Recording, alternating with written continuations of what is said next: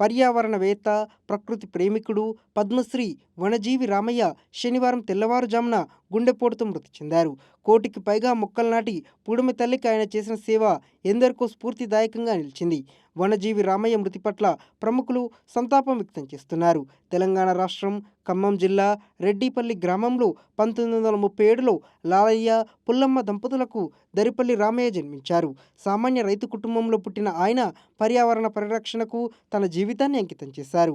రామయ్య కోట్లాది మొక్కలు నాటి వనజీవి అనే బిరుదును సొంతం చేసుకున్నారు. బాల్యం నుండే గ్రామంలోని పొలాలు, గుట్టలు, రోడ్ల పక్కన ఖాళీ స్థలాలు కనిపిస్తే చాలు అక్కడ చెట్టు నాటాలనే ఆలోచన ఆయన మదిలో మొదలయ్యింది. చెట్లు నాటితే వర్షాలు వస్తాయి, నీడ దొరుకుతుంది, భవిష్యత్తు బాగుంటుంది అనే నమ్మకంతో ఆయన ముందుకు సాగారు. వేసవిలో విత్తనాలు సేకరించి వర్షాకాలం వచ్చినప్పుడు వాటిని రోడ్ల పక్కన, గుట్టలపై, ఖాళీ స్థలాల్లో చల్లేవారు. ఆయన వృత్తిరీత్యా కుండలు తయారు చేసేవారు, పాలు అమ్మేవారు. కానీ ఆయన జీవితంలో అసలైన ఆనందం మొక్కలు నాటడంలోనే ఉండేదని ఎన్నో సందర్భాల్లో చెప్పారు. వృక్షో రక్షితి రక్షితః అనే నినాదాన్ని రామయ్య తన జీవితంలో ఆచరించారు.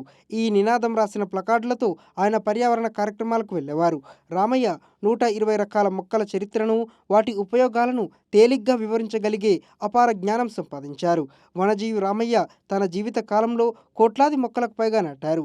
రామయ్య గొప్ప కృషిని గుర్తించి భారత ప్రభుత్వం 2017లో ఆయన్ను పద్మశ్రీ పురస్కారంతో సత్కరించింది.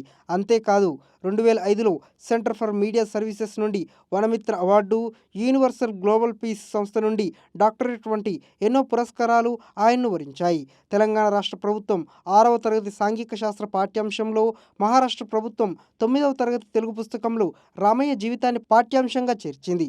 ఆయన మరణం పర్యావరణ ప్రేమికులకు తీరని లోటు.